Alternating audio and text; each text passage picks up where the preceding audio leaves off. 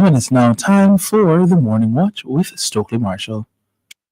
Listeners to Love 101 FM are advised that the views and opinions expressed in this program are not necessarily those of Love 101 FM.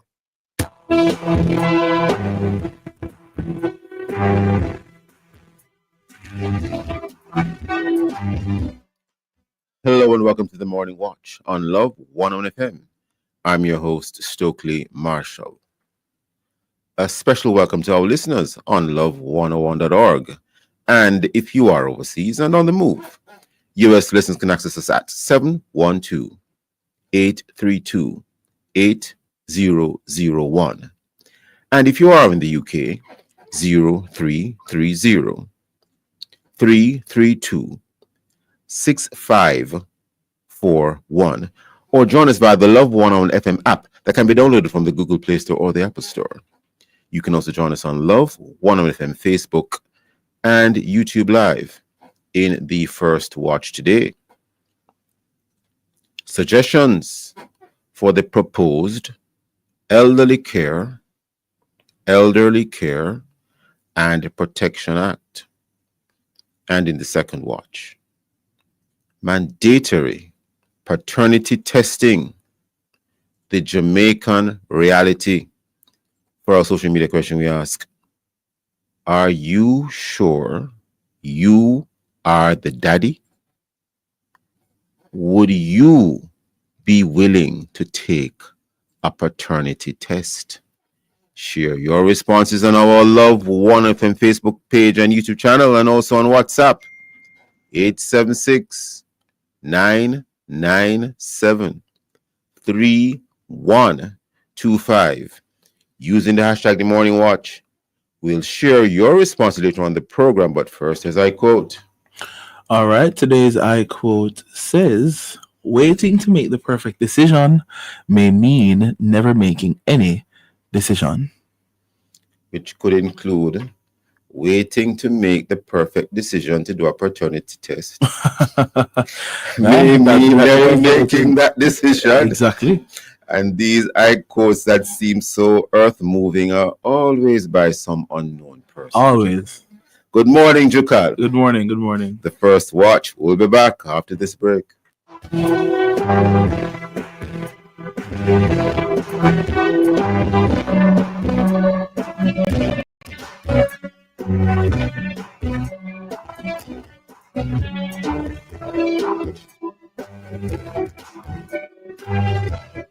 My savings, my choices. Yes, I can go back to the center. The one-stop shop for everything for your phone. We have more savings, more choices, unbelievable prices. Shiny the latest style. The kitchen moving right down to the top. By the hottest items on platform sound. Options are low on road now. More savings, more choices. Visit us in store or online at www.homecenter.com. We have more savings, more choices. Breeze. Imagine getting home after a long day and it smells so amazing that it makes you smile. Try Febreze Plus, an air freshener that delivers continuous scent for up to 50 days when you plug it in low mode. Indulge in wonderful scents for weeks with Febreze. La, la, la, la,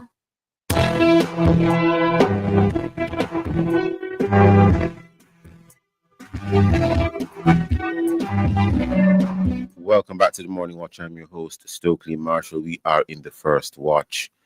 And in 2025 in Jamaica, our elderly are facing limited access to health care, limited access to finances. There is vulnerability to financial exploitation, and there could even be a deficiency in terms of access to legal protection.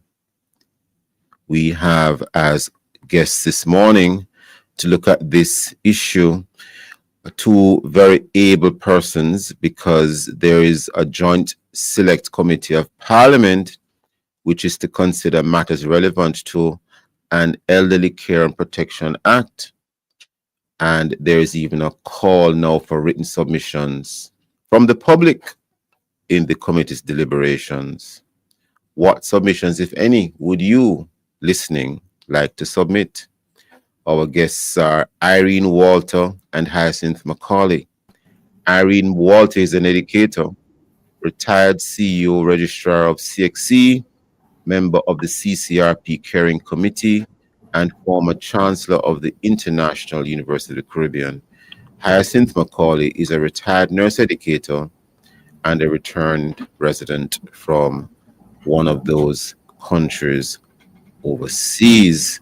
We have Hyacinth Macaulay online, Irene Walter. Yes, yes. Good morning. Good morning Are you to online? host. Are you both online? Yes. Yes. Good morning to the good morning to the both of you, Hyacinth Macaulay and Irene Walter. Getting right into the discussion. What kind of first of all, let's have a little bit. Let's step back a little bit. What's the general landscape right now in terms of persons who are elderly, in terms of why we would need to be even considering this kind of legislation, which, if passed, is likely to be named the Elderly Care and Protection Act, starting with you, Irene Walter. Ah, good morning to my hosts and the general public. Yes, I am a proud member of that silent generation, that generation born between 1945 and 1928 and 1945, who really helped to build this country because we were the persons as young adults around the time of independence. So they're important. We have, in many respects, outlived our time because at 89 years old, the average lifespan of Jamaican women is around 76. So at 89, it means that I have probably overstayed my time. No, you have not. You have not. You have not.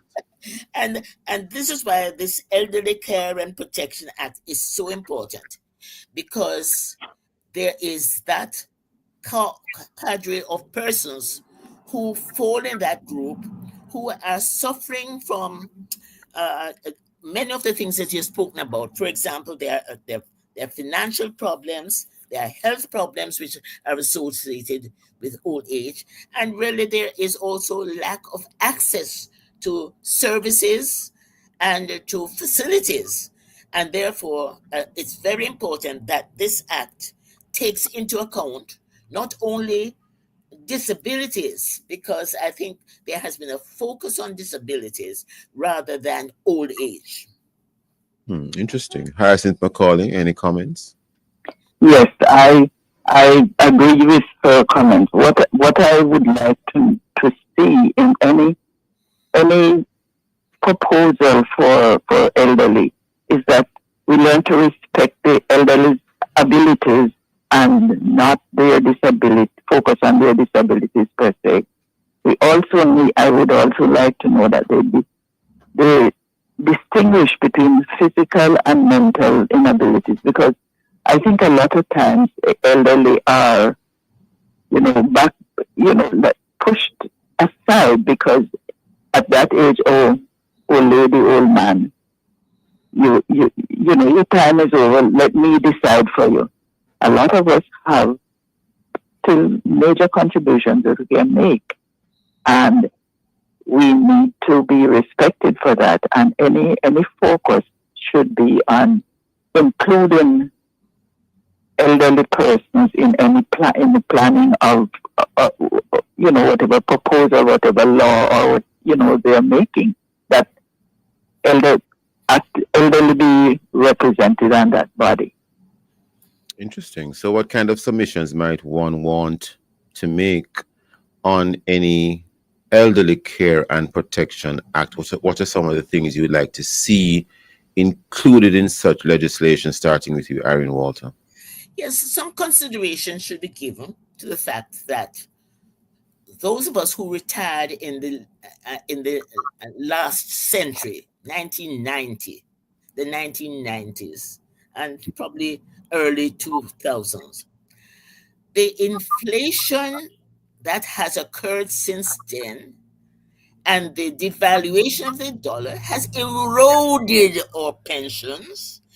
When I retired, the dollar was 65 cents to one US. Now it's 157.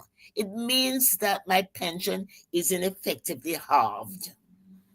You mean 65 Jamaican Dollars dollars? to one US. Yes, yes.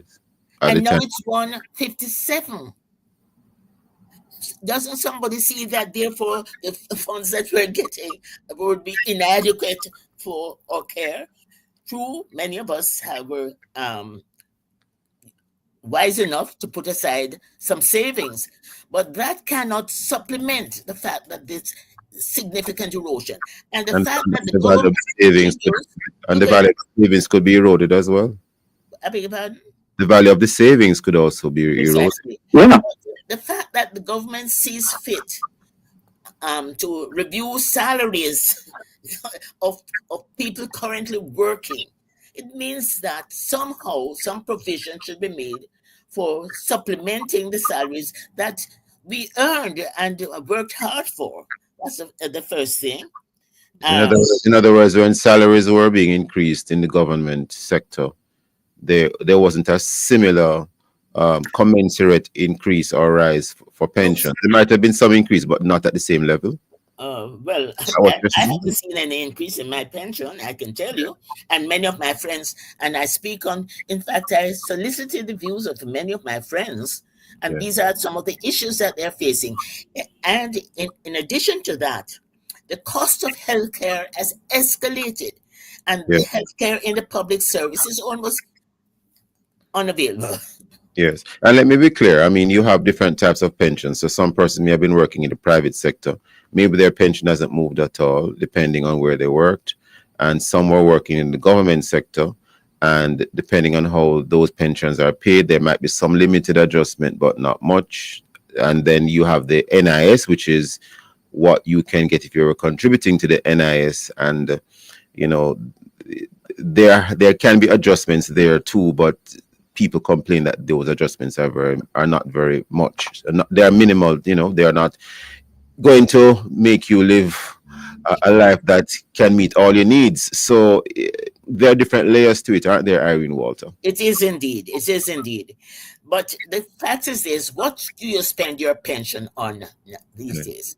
Healthcare factors in a great deal because old age means that there are some associated health challenges.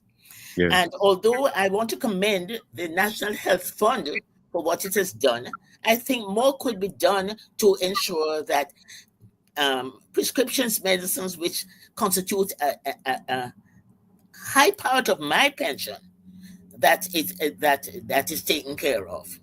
Yeah. I have some other suggestions I want to say. Please go ahead. Please go For ahead. example, many of us who are old are living on our own. But yes, Yeah. we have children, but they Yeah. are busy with their lives and their grandchildren. Yeah. I noticed that, and I thought this was a very novel way.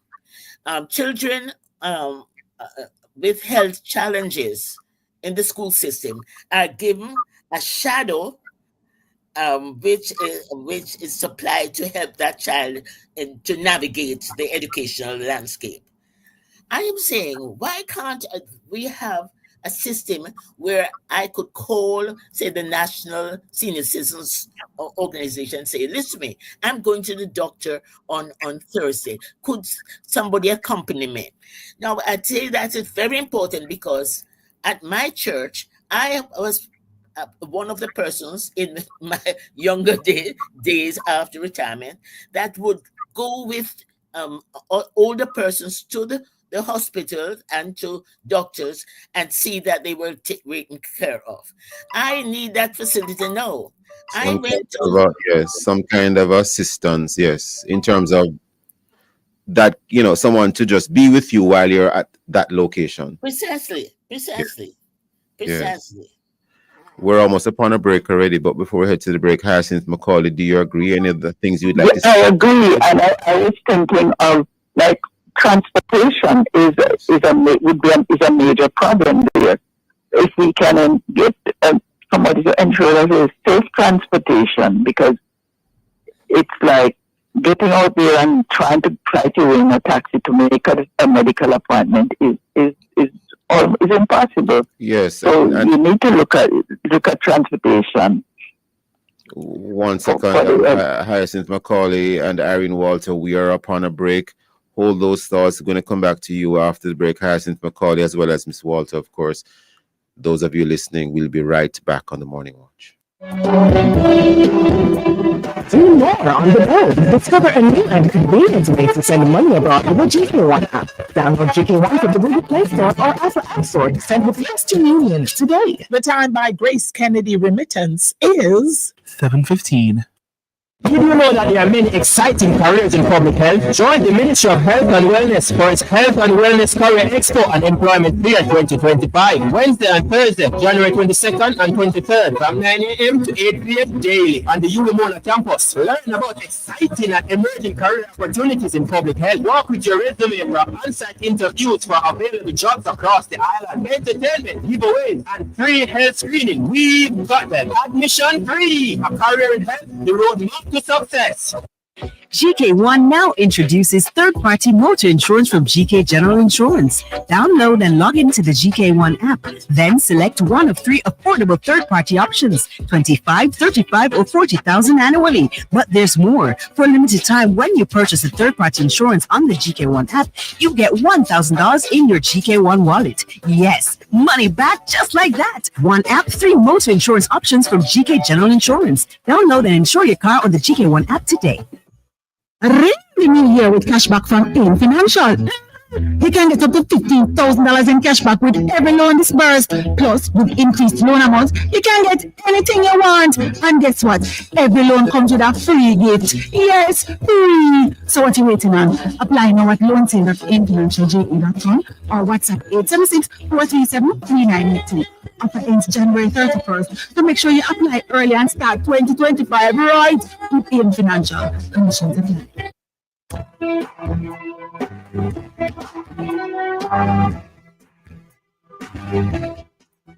Welcome back to the Morning Watch. I'm your host, Stokeley Marshall. We are in the first watch, and the topic is suggestions for the proposed Elderly Care and Protection Act. Our guests are Irene Walter and Hyacinth Macaulay. Hyacinth Macaulay, just before the break, you were pointing out a couple of things that you think should be included in such legislation. You even mentioned the need for safe transportation. Just before you continue, though, Hyacinth Macaulay, I just want to bring to your attention that in Jamaica at present, you probably both ladies, you both probably know already, Irene Walton and Hyacinth Macaulay, that under the Maintenance Act, children are legally obligated to take care of their parents. I know that maybe some persons are not aware of it, but the legislative provision is there in the Maintenance Act, especially in cases, of course, where the parents, require that level of assistance. Hyacinth Macaulay, please continue on what you were saying, and then we can probably comment on the Maintenance Act. Okay, children are responsible, but then that child is probably wedged between 2 generations, their children and their parents. That's right.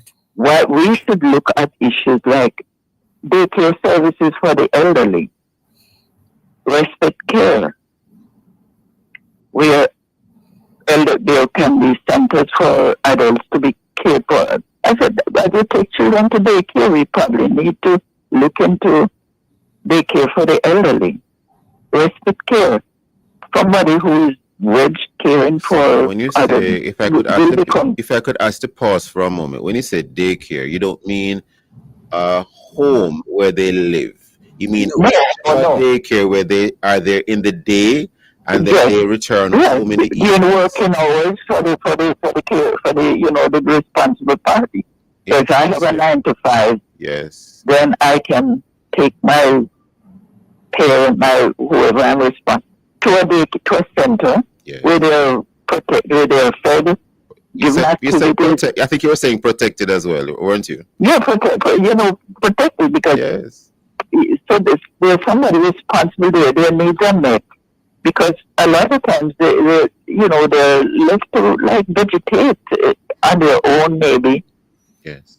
or at the hand of inexperienced people. We always need to look also at who's giving the care Yes. in these times. Is the person safe? Yes. I see. Irene Walter, Yes, are you hearing me? hearing you loud and clear. Yes, yes. I certainly agree with my co Guest. yes. Yes. But I want to say that there's some of us who want to stay in our own homes. And therefore, if there's a subsidy available for the daycare, that subsidy could also be offered to if you're staying in your own home. Because I can tell you, care or this practical care is very expensive. I have a friend who has now broken her leg and has to have 24-hour care. And let me tell you something, that could make you bankrupt because the cost of practical nurses for 24 hours is significant. Yes. So there must be some provision, and this is what worries me, that I don't know of a ministry or so that deals comprehensively with the needs of the elderly. And let me just want to say to you, things like arthritis also are given for old people. I drive a car, and because I do not have a sticker on the car, a security guard made me walk several steps to go to see the doctor because she says I would not be allowed to park in the disability car park. At I'm 89 years old. I Yes. don't need any justification to say could I park closer to the door. And lack of care in the society is very evident. Yes. You're told on the road, get out of the way, you're too old. So there's several gaps that need to be addressed in the society in relation to older people. I want to make a comment. I don't know if how this will, I don't know how you will, either of you will see it, but it kind of makes me ask the question about the role of the family. I know that we are in a busy society. People are busy with their careers and their businesses, etc. But was there a time when we weren't so much in need of this kind of legislation, or we wouldn't even have a discussion like this because the family would have been large enough and would have been supportive enough, not just emotionally, but in all aspects. So the persons who were elderly didn't have to be fretting or wondering what will happen because their needs would have definitely been met. Any thoughts on that, Hyacinth Macaulay and Irene Yeah. Walter? Well, yes, because there was a time when you got your age and your children. We were more. We were nowadays. We are like everybody is in the workforce, away from home. There was a time parents. There was a mother at home. Probably a father. There were local, maybe farmers and all. But that whole piece has changed, and everybody has to be looking out for themselves. It's not that you want to neglect your parent or the elderly relative, whoever you have responsibility for. But physically, if you have to do that totally, you are going to burn out as well. So we need to take these caregivers into consideration as well. And, we won't blame, given that I know that there are people who will abandon their responsibility. We cannot place this on the government or any social agency. But there needs to be a meeting of the mind. What can be done? What can I do? We cannot abandon these people in institutions. And you cannot be a martyr. You will not be able to be staying home because where will your support come from? Who will buy this? Who will pay for this? Because underlying all this is a lot of cost. Yes. Yes. Irene Walter? I I I really sympathize with my poor children who still have to be earning a living and therefore cannot make time to say accompany to the doctor. Now,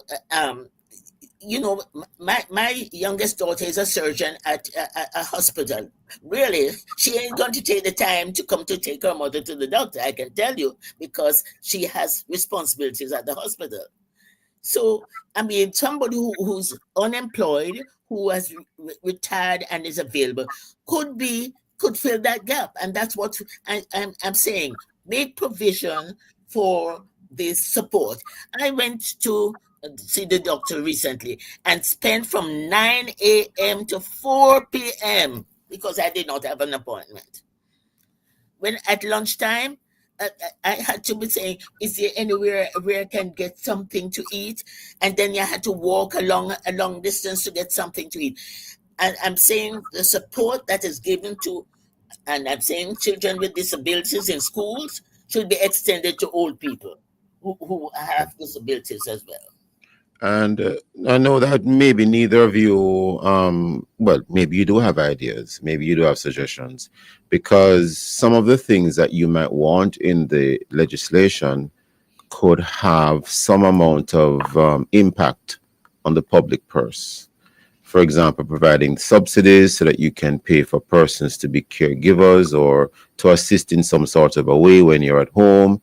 Safer transportation that could come at a cost because maybe the private sector alone can't provide that at a cost that it is that at a cost that is going to enable a lot of persons to afford it. Maybe the government could chip in, but that, as again, that can come as at a cost to the state. So, any suggestions from either of you? Irene, Walter, your thoughts? Yes, I understand it, but I think you should recognize that we have been diligent taxpayers all these years. Yeah. And yes, our taxes go towards um, uh, good roads and things like that. But in the same way, provision is made for increasing salaries of legislators and current people. I think we you could find that resources, and we're not asking for very much. We're not going to the doctor every day. So if you say that you can get three times or 5 times a year to go to the doctor, I don't see that that would be an excessive burden on the I government. understand. I understand. Irene, Walter, Hyacinth, Macaulay, your thoughts? Yeah, Thank I agree. I agree with her. I agree with Irene. That we need to look at the current state of it. That a person retired on a pension has increased over a certain amount of years, and with increasing age come increasing needs. So you probably need a review, and you look at the cost of simple things, and you say, how can you manage? How can you balance this out?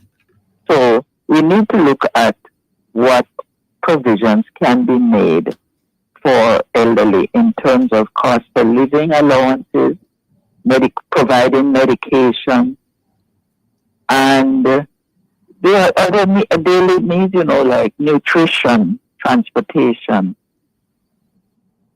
Understood. Who is going to look at these issues and the cost, that because each one comes at a cost. Yeah.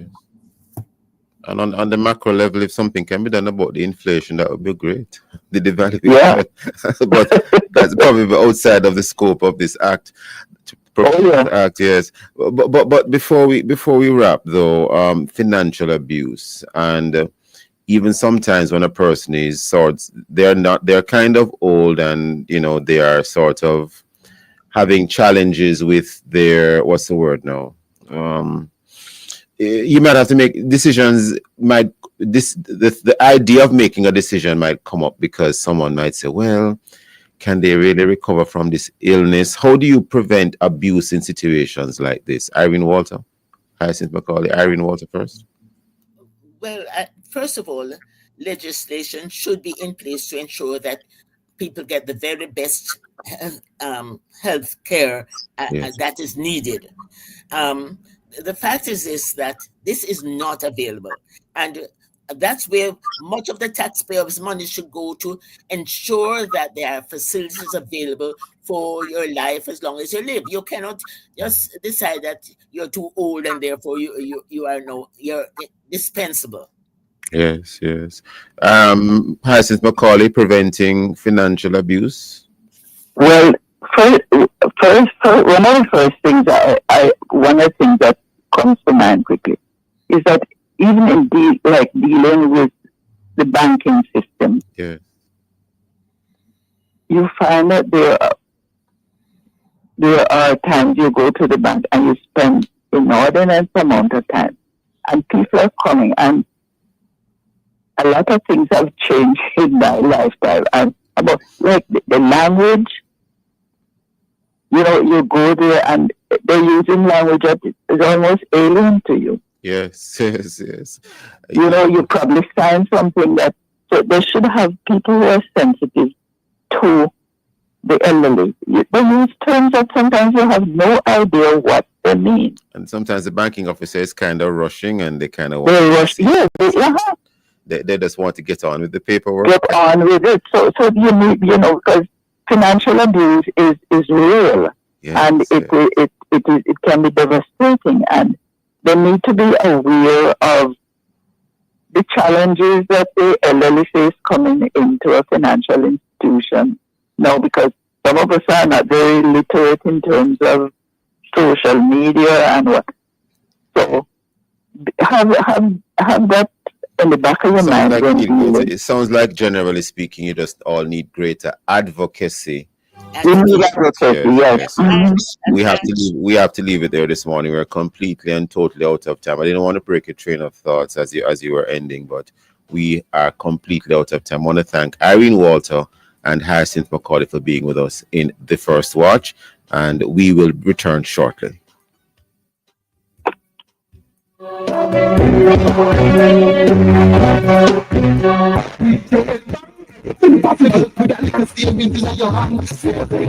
Time by Gem Bank is 7:32.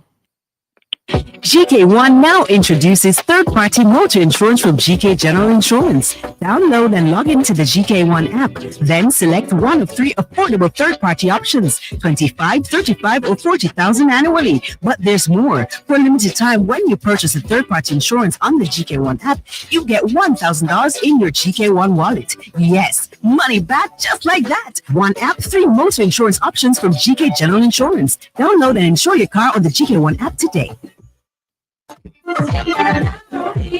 Don't let freshness stitch you when you need it the most.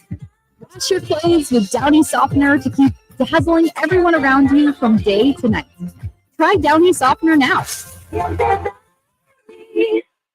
It's time to thrive. Get ready for the Women Ignite Success Summit 2025 on Saturday, January 25, Jamaica, Pegasus, Kingston. 1 full day of dynamic worship and powerful conversations on building kingdom wealth, business, marriage, finding purpose, and more. Featuring Prophet Christopher Maleki, Megan Ashley, Pastor Diane Fletcher, Dr. Sarah Lawrence Lewis, Dr. Charlotte Ashman, and so much more. Women Ignite Success Summit 2025, January 25, Jamaica, Pegasus, Kingston. Get tickets at womenigniteja.com. Powered by Women Ignite Foundation, One Group, and other partners. Mama work hard, for real, to do the most to send me and my brother go school. So, the dream was always to go to university. Well, I fulfilled 2 dreams with 1 Jane Bank savings plan, Further my education, and I make mama proud. Wishing you could. With your Jane Bank savings, you absolutely can. Jane Bank will help you find a way.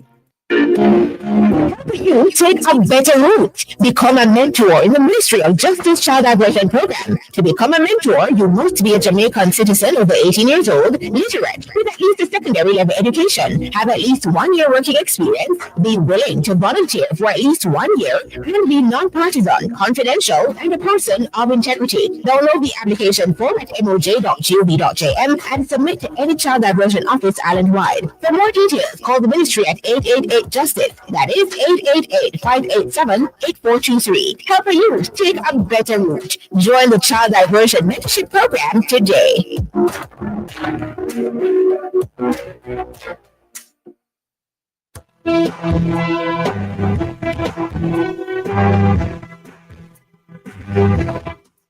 Welcome back to the Morning Watch. I'm your host, Stokeley Marshall. Let's take a look now at newspapers to see what Jamaicans and others are saying and doing. And we have in Loop Jamaica news, bad roads, sewage overflow triggers protest in downtown Kingston. We have here in the Daily Observer, road rage, government opposition clash over potholes. So it's a road rage of a different sort. And we have in the Gleaner, Colombians flee to Venezuela as clashes between rebel groups escalate in Coca-Rich border region. Those and many other stories in our daily newspapers. Coming up next, we'll read for some of the feedback from our Facebook, YouTube, and WhatsApp question, which is, are you sure you are the daddy? Would you be willing to take a paternity test?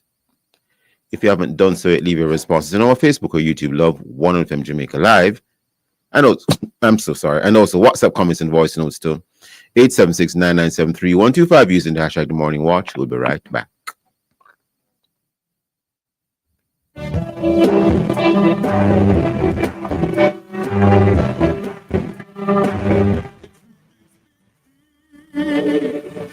Kingston Keswick Convention 2025 is on this week, and you're invited to join in the various meetings and services as speakers share on the theme, Truth in Turmoil. The meetings continue Monday through Friday at the Boulevard Baptist Church, 7 o'clock each evening. Love 101 will bring you live broadcasts this Tuesday, January 21, when Bishop Dr. Roy Notice, Administrative Bishop of the New Testament Church of God in Jamaica, shares an inspiring word. Then again on Thursday, listen live for another message by Reverend Dr. Dylan Toussaint, pastor of the Edgewater Waterford Circuit of Baptist Churches in Portmore and host of our very own award-winning The Morning Watch. Kingston Keswick continues on Youth Night, Friday, January 24, with audience of one, a night of rich worship. Then on Saturday, 8 a.m. to 10 a.m., it's the men's gathering, and our chairman, Reverend Dr. Stevenson Samuels, will moderate the session as they discuss the truth about men. Panelists will be Dr. David Henry, Dr. Wayne Henry, and our very own Ducal Dyer, host of Love in the Morning. It's Kingston Keswick with activities happening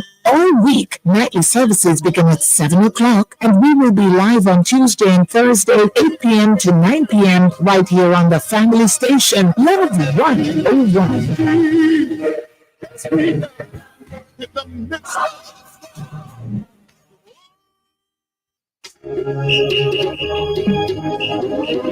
Ready to lift your praise this Worship Wednesday, coming your way inside Alive 1 to 5, January 22, 2025, packed with wonder, worship, warmth, and the spiritual wisdom. Mental Mavericks assemble for the brain testing Menticize at 1:35. At 2:15, we have a fast on prayer with Lieutenant Stitchy, our worship artist of the day. At 3 p.m., find out what's hot, what's new, what's next. Your scoop on entertainment, sports, lifestyle, and more. All this and plenty more will come your way inside Alive 1 to 5 this World of Worship Wednesday, January 22. We're all is well for the creative Jesus guy, Darren Mitchell. Let the worship waves wash you over on the family station, Love 101.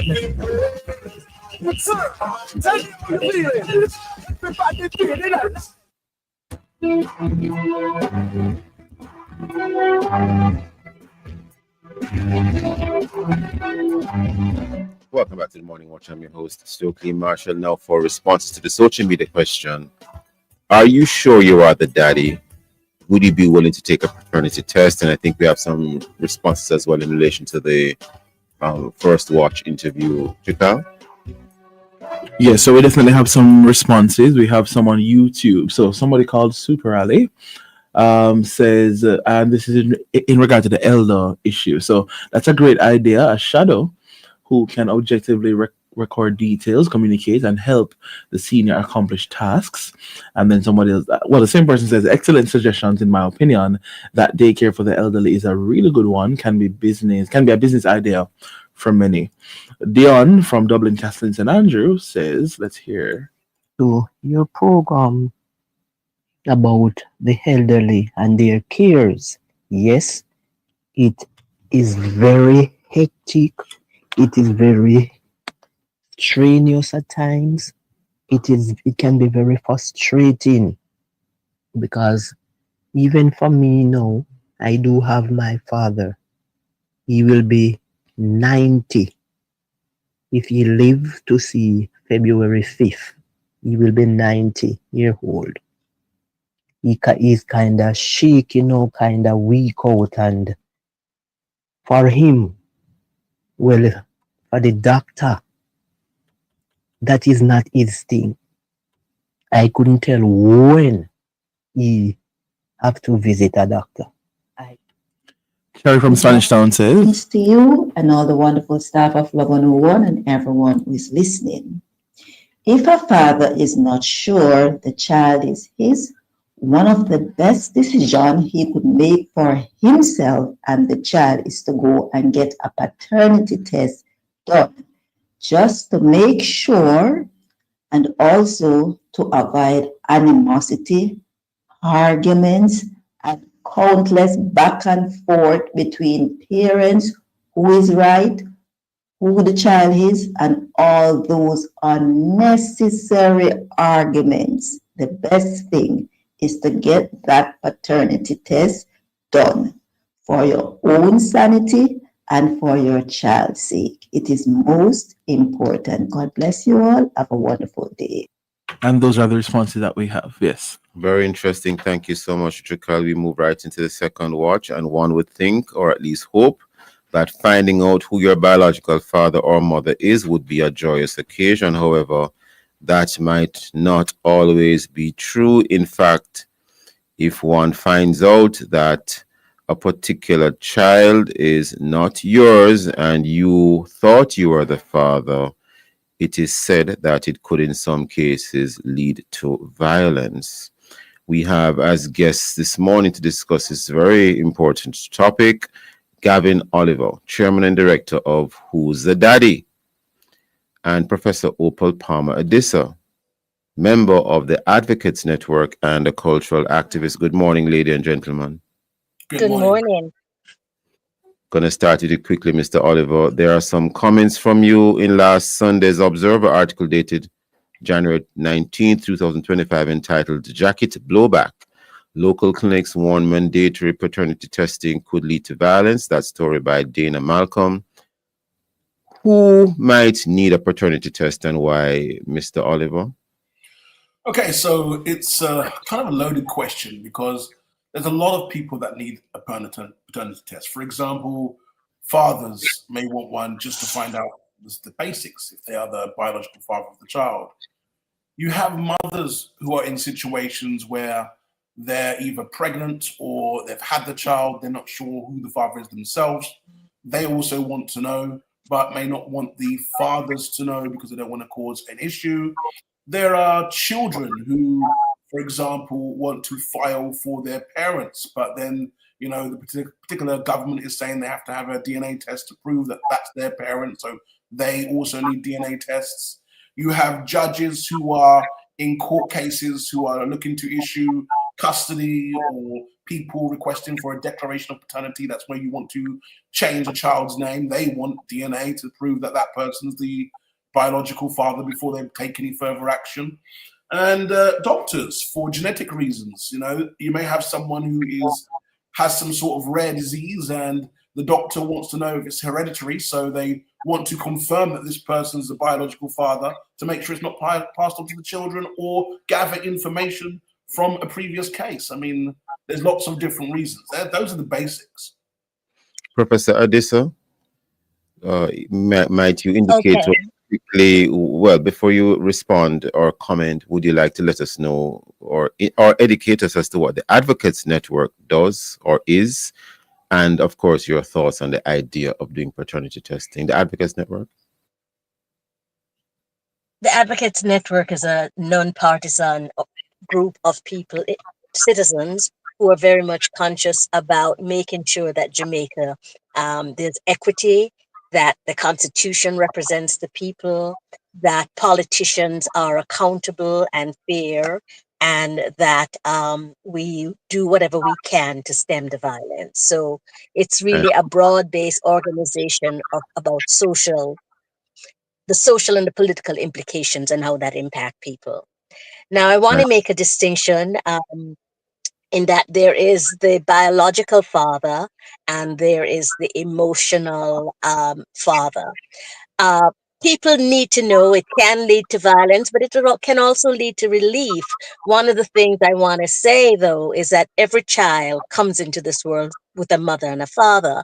And while it is true, sometimes mothers, because of whatever their relationships were with the various father, might not know who that father is. And it's important in the instances that were described. Only because of time, Professor Adisa, we're upon a break already. Can you hold that thought for a second? Listeners, please stay with us. We'll be right back on the Morning Watch.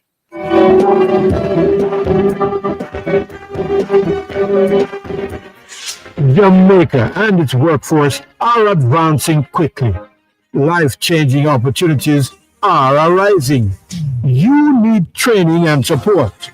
We are the Renewed Heart NSTA Trust, committed to providing new and emerging skills training and opportunities.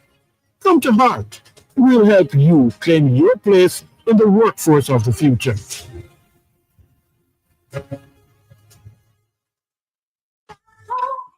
Ready to experience 6 times more freshness in your clothes? Try Downy Scent Beats. Its fragrance is so amazing, you'll have to sniff it to believe it. Try Downy Scent Beats today. 6 times more freshness versus using detergent alone. The report is out. What report? The Constitutional Reform Committee's report of recommendations. Recommendations on what? On how we move from a monarchy to a republic, of course. So what's in it? The creation of the office of president and changes to our parliament. Yes, man. It also includes a new qualification for membership in parliament. I know you want to see that one. Read the full report at roadtorepublic.mlca.gov.jl. We are on the road to republic. You're invited to listen to Dollars and Cents every Thursday at 8:16 a.m. We'll give you tips on how to make your money count, how to save, and how to grow your wealth. It's all inside Dollars and Cents, brought to you by BPM Financial Limited, taking you higher. That's Dollars and Cents every Thursday at 8:16 a.m. on the family station, Love 101. Auto insurance? Advantage General puts you in the driver's seat. Apply online, purchase online, renew online, submit a claim online. Coverage in no time. Request a quote, purchase insurance, submit claims, even pay renewals with Advantage General online. From zero coverage to insured in 10 minutes. Advantage General, a member of Magical Group Jamaica. Conditions apply.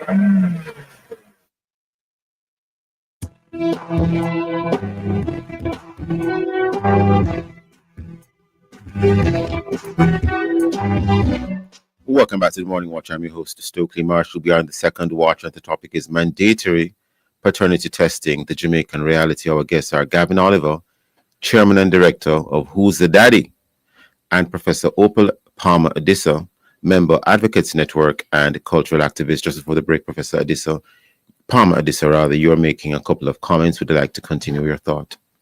Yes, thank you very much. Yes, I think every man has the right and should know who his children are. But we need to understand that there are men and women who are emotionally involved as parents and those who aren't. And what I would hope is that if a man were to find out has been fathering a child and have been actively involved in that child's life and was to discover that that child is not his biological, that person will still maintain fathering that child in whatever way that might looks like, because that initial emotional bond is very important, and a test does not necessarily change that. It changes the reality of the biological factors, but it does not, and it should not, I would hope, impact the emotional connection that's needed. And I want to emphasize that particularly in Jamaica, children need fathers, not just boys. And so many men who should be tested and who should be made to be responsible for their children, unfortunately, will not. And so those who are fathering, I just want to encourage them to continue in fathering regardless of the situation. And Professor Palmer Edison, my apologies. You mentioned the term emotional father. What do you mean by that, if you could assist? Well, that there are those men who are biological fathers and they know they're biological fathers, but that are not actively involved in their children's life and they're not emotionally connected to their children. And so the emotional connection is really important, that you're engaged in your children's life and you're giving them the support and the example that they need as fathers. That for me is paramount. And what about those situations where the child is not the biological child of the gentleman? The gentleman thought the child was his biologically, and he has become emotionally attached to this child, which is not biologically his. Would that father or that gentleman also be an emotional father in your definition? If he has been emotionally involved, he has been emotionally involved. And then if finding out that the child is not his biologically, he has to make a decision if he's going to continue that relationship. But I think men who have that kind of relationship, and I know of one or two with those children, continue. Yeah, they're resentful with the mother and that might disrupt that relationship, but they're still connected to the child's and they still want to be connected to the child's life, and they still should be allowed to be, particularly if the biological father is not around and has not been involved. I don't know, Gavin, I would love to, that kind of emotional bonding is so important, and I think sometimes these tests do not take that into account. Mr. Oliver, what is needed for a paternity test and how accurate are these tests? Well, depends on which type of paternity test you're doing. There are 4 versions. You have the personal paternity test, which is very straightforward to do. You just turn up with the alleged father, the child in question, you swab, and then 7 working days later, you find out who the father is. But then you have ones which are specifically for the court that have a lot more administrative paperwork that goes with it. You are required to provide 2 passport-size photographs.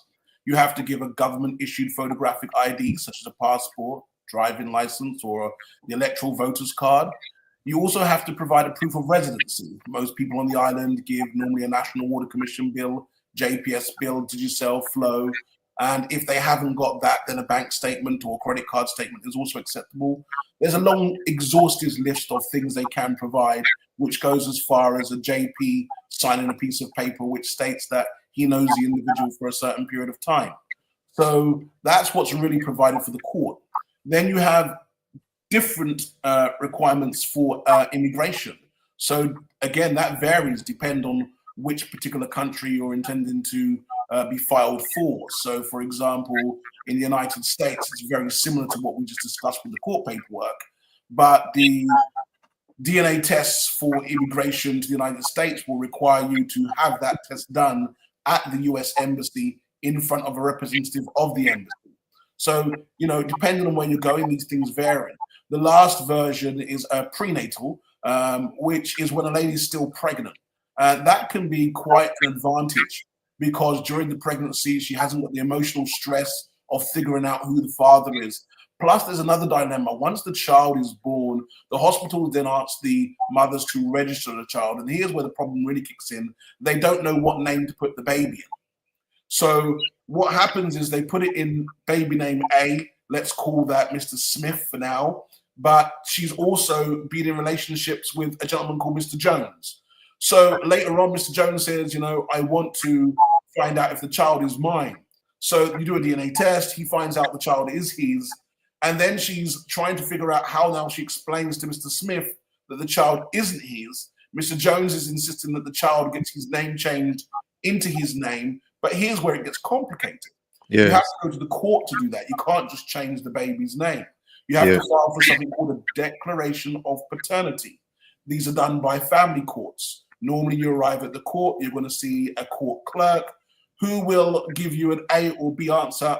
Either they will book a date for you to see a judge. Most courts these days aren't doing that. They're trying to stop the wastage of court time, and they'll ask the individuals to go and get a DNA test and bring it back to the court, or get the DNA company to send it directly to the court. In this way, they can evaluate whether it's the correct type of DNA that's been done for the judge, because like I said, there are different versions. And if it's the right one, then they will actually book the date for that individual to see a judge.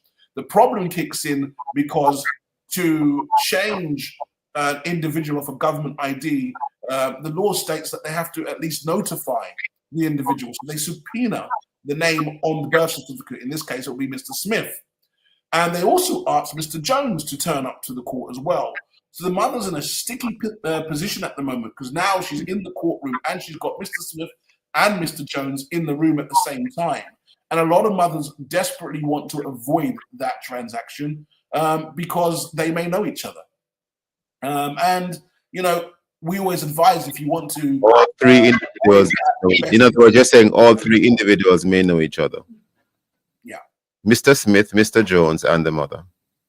Oh, you want me to continue from there? Okay. So the issue is, as I said, once that's done, she finds out who the father is. The judge will then look at the DNA results, give the individual what's called the declaration of paternity, which he then takes down to the RGD, and then the RGD will then follow those instructions and change the baby's name. So, as I said, there are 4 versions. All of them require different things. It really depends on which one you're doing. Mr. Oliver, do you think Jamaica is... Do you think we should have mandatory paternity testing in Jamaica? It's a political question, one that I prefer not to answer directly. I will declare my hand. I think it should be done. I think it should be so. But I'm not saying you need to agree with me. Okay. I'm not saying that anyone needs to agree with me, but I think it would provide certainty. Absolutely. And it would definitely clear the air. Okay. But you said, as Opal was saying earlier, there are specific cases. Let's say you're a mother, yes, and you're pregnant, yes, and you know the father of your child is the axe murderer. You may want to avoid him knowing that he's the father. I understand. Do you know what I mean? So Yeah. there are some elements which can cause problems. I understand. The majority of what we're seeing now, we're getting these numbers, right? And these numbers all originally started from embassies who were allowing people to file. And then when they were filing, they found that randomly they would do a DNA test. During that random testing, they found a high percentage of them were failing. So most of the article mentions about 70% of the results show that the gentleman was not the father, but that was in relation to the sample where there was a doubt. That's correct. So that's when they decided to implement the almost like a mandatory DNA testing for everyone who's looking to go abroad. And the numbers are high. There's no doubt about it. Yes, Very it's around high. 70%. It can be even higher. Very high. Jamaica is known as the world's #1 for paternity fraud in the world. Yes. You know, yes. second is Nigeria, third is St. Lucia. We are ahead of Nigeria. But here is the thing, people, one of the things that we're not looking at is the need for immigration, right? So these USA and other places are looking at factors to eliminate people from getting there. And the fact is, if someone has been raising a child, the fact that they're not biologically the father is nonsense. We've got to, listen, I agree with you that there should be compulsory DNA testing. I have no problems with that. I think it's good that people know, right? Yeah. I don't think necessarily it should be mandatory. I think it should be voluntary. Anyone, you're pregnant, let's just go ahead and do that. But I think we have to also understand the political implications of the embassies, which are very different and which are very destructive, actually, because when someone has been parenting a child, and in Jamaica, and not only Jamaica, throughout the world, you know, we make it seem like Jamaica, Nigeria, and all of these places are any worse than France, where they have all of these kinds of open relationship. But they penalize us for that. They penalize us for that, and it is racist and it's political.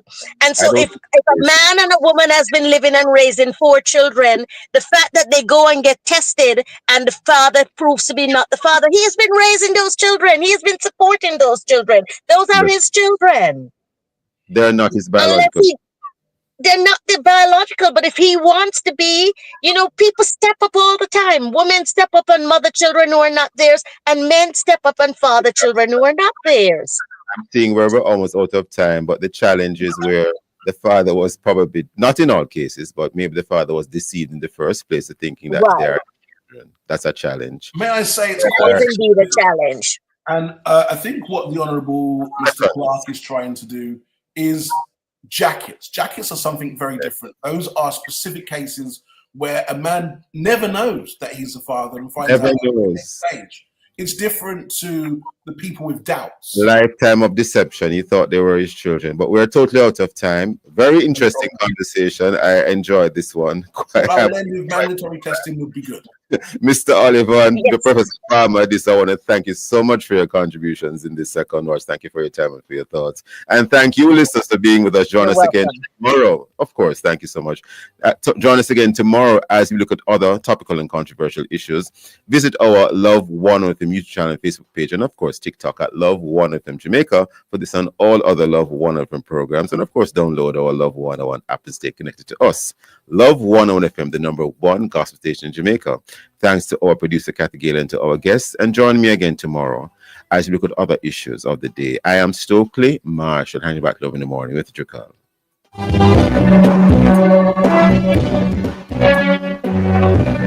At the Ministry of Health and Wellness, we are committed to the values of care, compassion, excellence in service, integrity, teamwork, and innovation as we work to safeguard the health of our nation. The time by the Ministry of Health and Wellness is 8:01 a.m.